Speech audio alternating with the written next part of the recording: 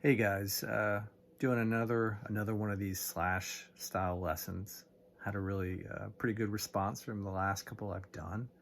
So if you haven't seen those, you might want to check those out. Um, they've come out, well, if you go to my page, you can see them. They're all titled something to the effect of slash style lick lessons or something. The first one I go over more slash style legato.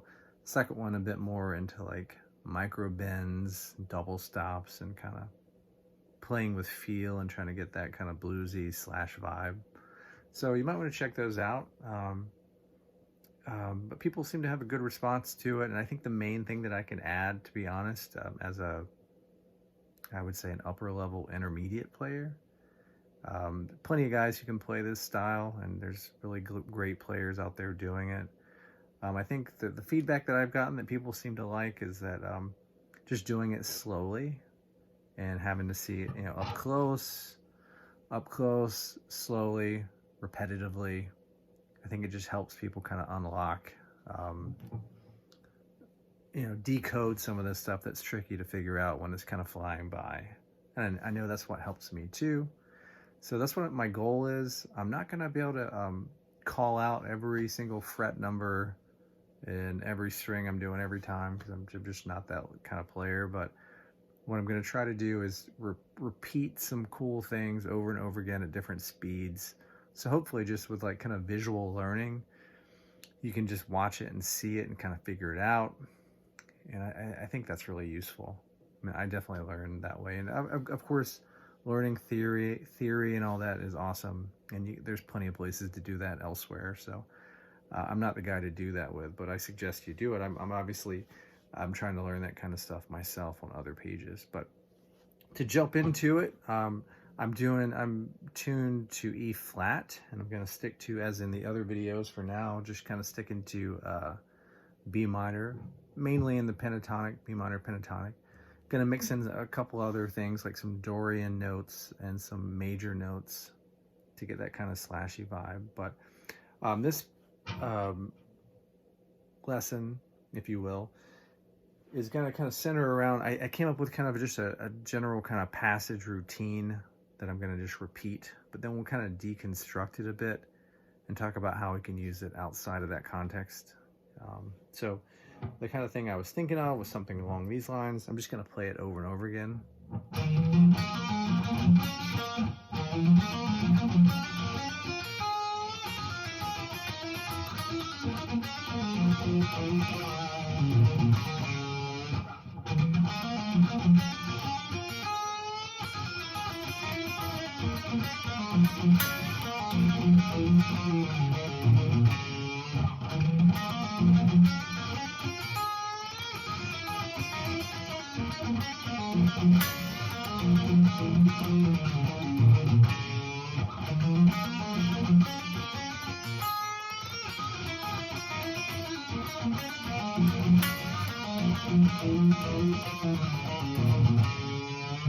So that kind of thing, just a kind of a ascending and then descending kind of lick pattern.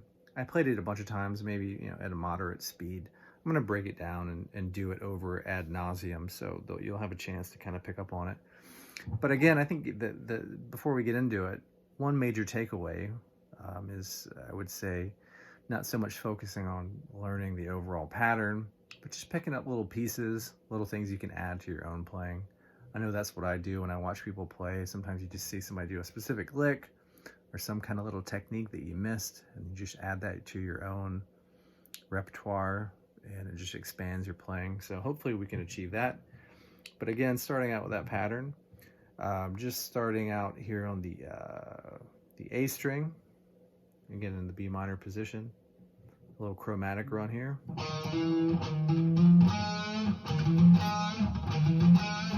I'm doing mainly hammer-ons here, only picking twice. You could pick each one individually, or you can just hammer it like I was doing. Then I go.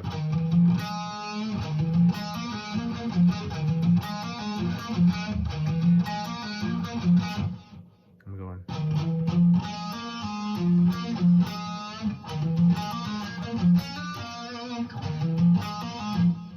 So after that chromatic run, and do a little hammer on here.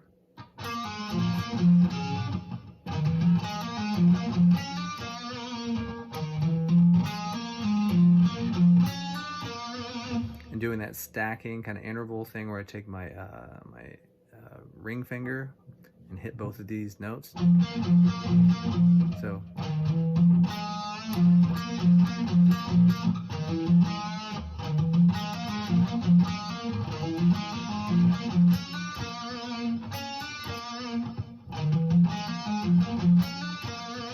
hopefully that's making some sense there.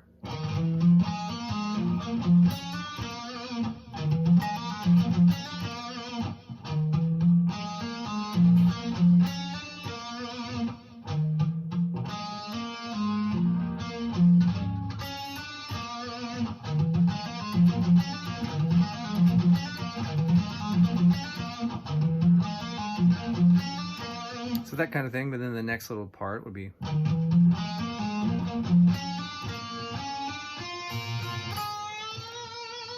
so just kind of a little blues lick there.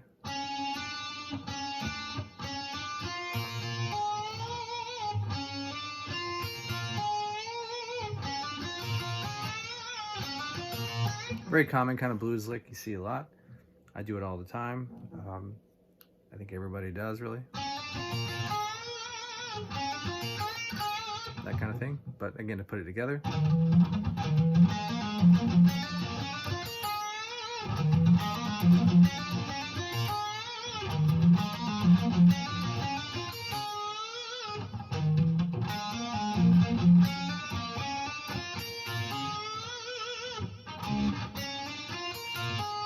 So the next part would be after the, it goes.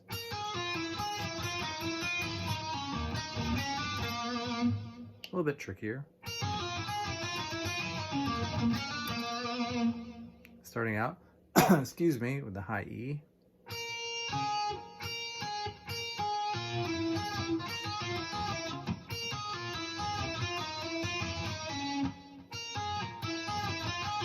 So again, I'm kind of hitting the high E open, or not open, but here, fretted. Then just hitting the on the really easier on the 10th fret with the ring finger on the B and the G string, hitting that kind of flat 5 right here.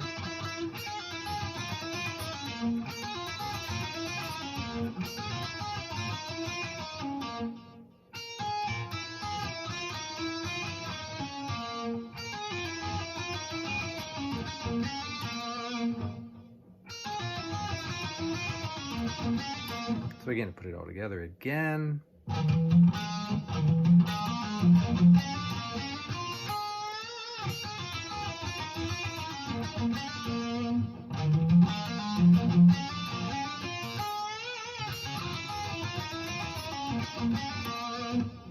Again, it's just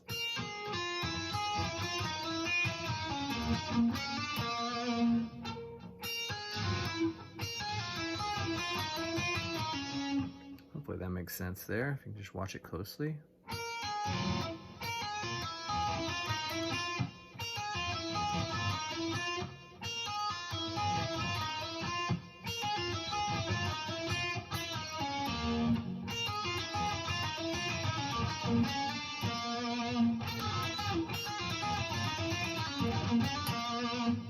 And you can decide where you want to kind of palm mute to emphasize. Again, like I said earlier, I'm just kind of made this little run up. You can vary it with where you want to emphasize, bends more, emphasize more palm muting, more attitude and everything, but just the general kind of idea of ascending and descending. You can do different things with it, but just again, just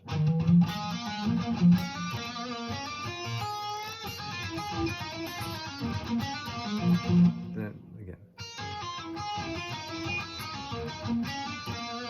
When you get to here, you go.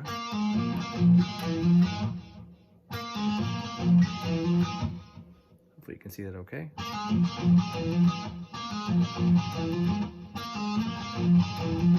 You can do that more than once if you want, the little, you know.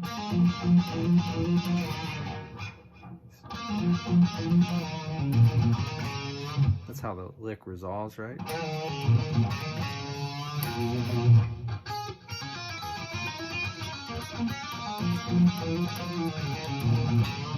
little bit of variation I did there, but this kind of thing.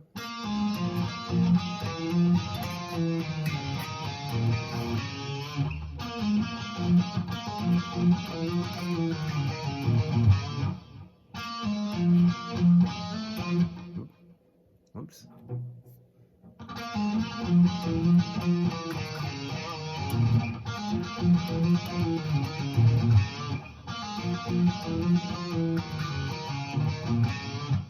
So again, from the top, from the beginning.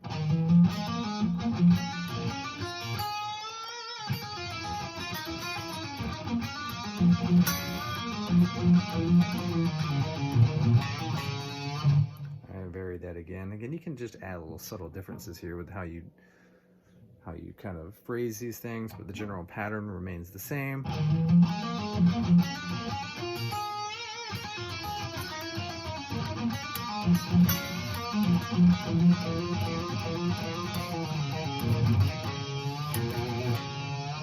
Just that kind of thing, right?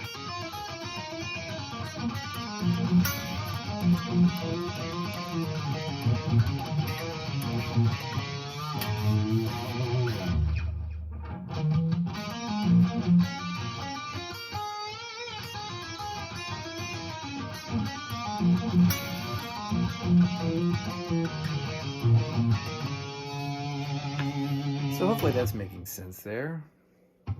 Again, it's all just B minor, pentatonic, adding in those Dorian notes, adding in a couple like little major notes. I think this is like the major fifth here, I think.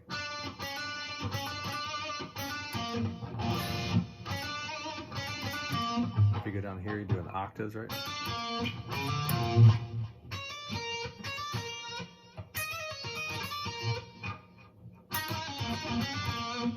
So we have the major fifth, and then instead of just doing a typical kind of pentatonic, right, like typical minor pentatonic, right? Instead of you add in these notes like this one,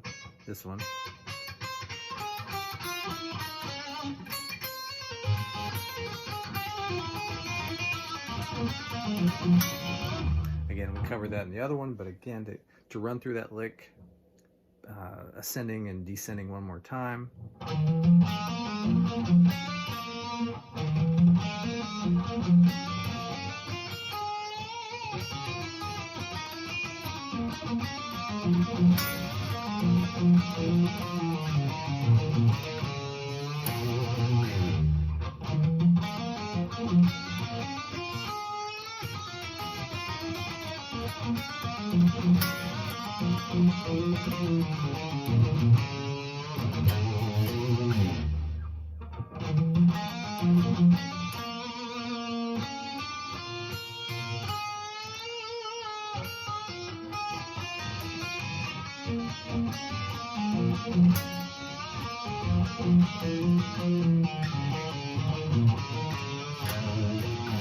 So hopefully, I think I did that plenty of times, but now to maybe deconstruct some of the stuff that's going on within that can be useful in and of itself without kind of sticking to that particular run or pattern.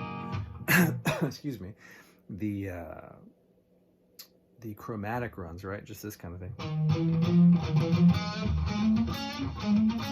You can do that all over the place, or you can do it all over the place, like.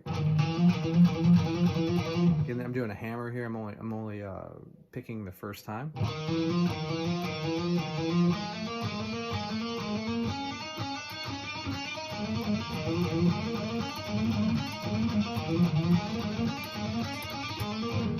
So yeah, just running right up this little scale there.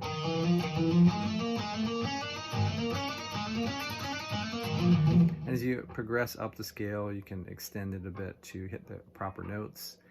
If you think maybe Paradise City, that's kind of where I kind of learned this kind of thing. Part of the end solo, he does that kind of thing.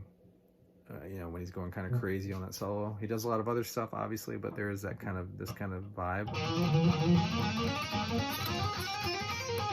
Again, it's just.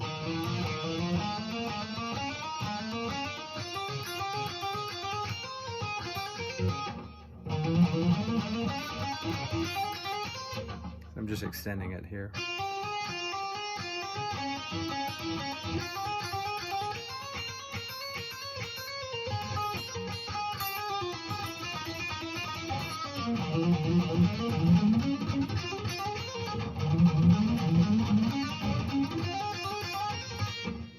So hopefully that makes sense. Again, that's the chromatic runs. It's pretty cool to do. It sounds really fast and kind of flashy, but it's pretty easy once you kind of get that pattern with your fingers.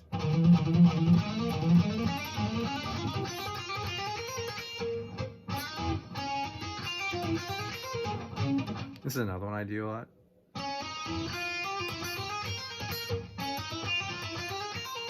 As you're ascending, like maybe if you're doing this kind of thing. And when you get to the G string, go.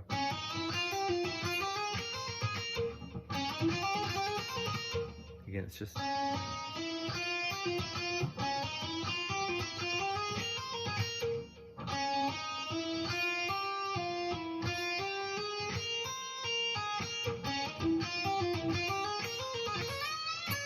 You can kind of run right into like the box 2 with that. And I'm not going to do it well now, of course.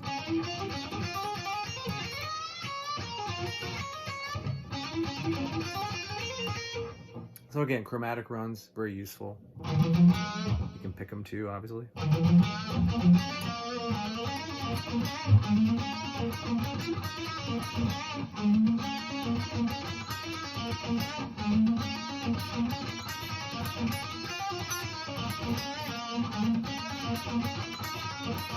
I'm just showing throwing together a little pattern here using the same kind of techniques, a kind of a mixture of the chromatics and the legato, but keeping it kind of repetitive here.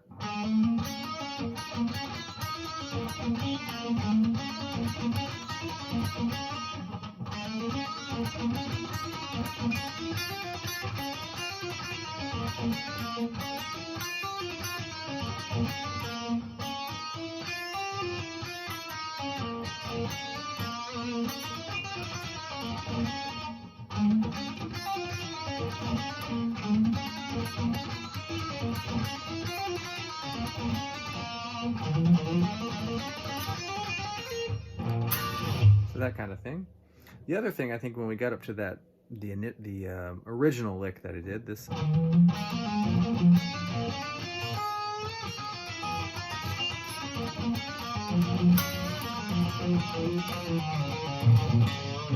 high part, right? There's a lot going on there, and definitely little parts you can kind of deconstruct. It's some of it kind of definitely overlaps with the first lesson I did with these kind of things, the legato / legato kind of thing.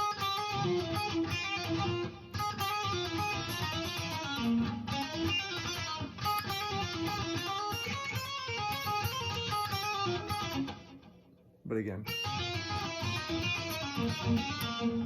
I think an aspect of that's useful to help kind of get the flow of this and make it more fluent, to learn how to connect it to the strings, would be something like this, right? So take your ring finger, put it on the B string on the 10th fret right here, and then do a little pull off to the G string also on the 10th like this.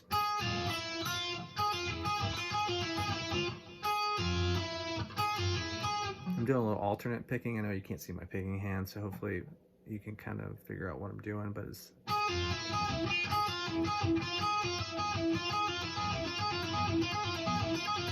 very slashy sounding, and it's something, it's a technique that you can use in different positions all throughout. Not always a major lick, it's just something that helps kind of connect things together. So like, for example,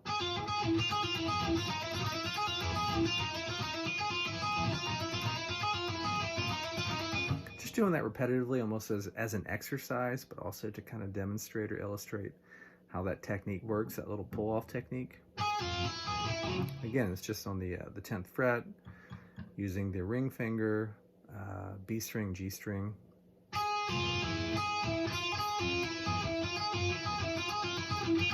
Doing a little palm muting there, obviously there. Light palm muting. You can start kind of mixing this in. And that's just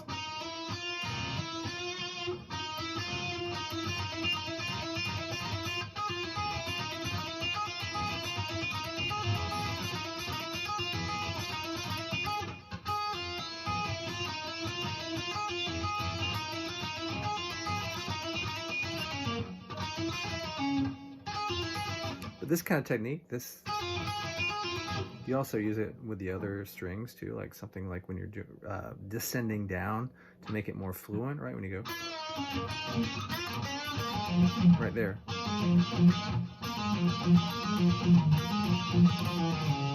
That kind of thing.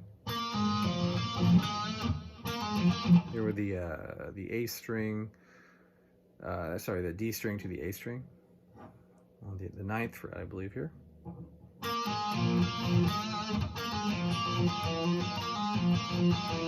Same technique, same exact kind of pattern as this, but just spread out a little differently, but same idea.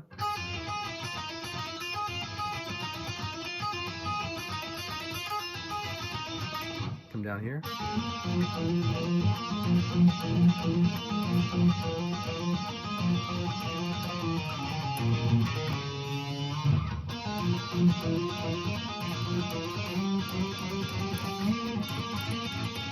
So again, that technique that very common Slash does it, right?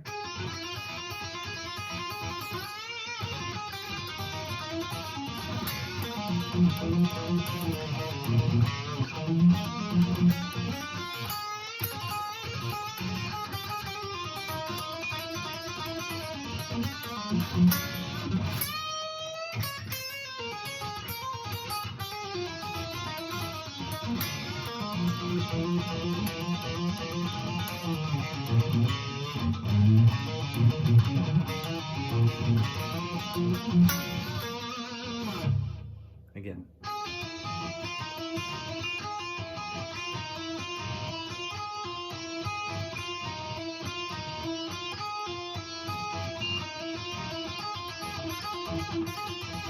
You could even do it here.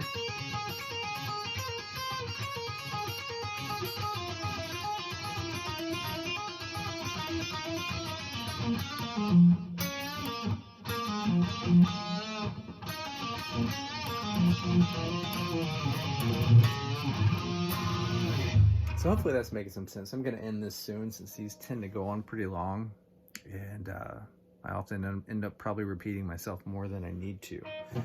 But just to kind of recap this kind of idea, I think that the takeaways are kind of legato, chromatic runs, and just kind of getting that kind of feel of ascending and descending, and just kind of knowing how to do those pull-offs and stuff, right? So.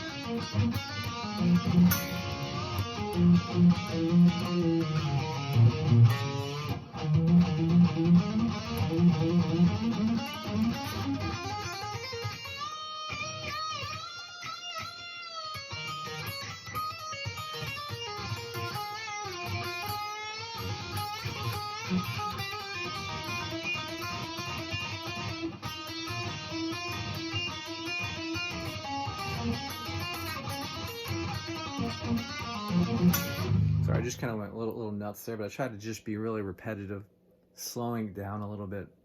I know that helps me, just seeing somebody do it over and over again and kind of just picking up on the patterns. You don't have to play it in any exact way. You'll learn as you start kind of catching on to it. As I'm still in the process of kind of figuring this stuff out myself, you can start kind of varying the pattern, varying the rhythm, varying the how much you want to palm mute and whatever.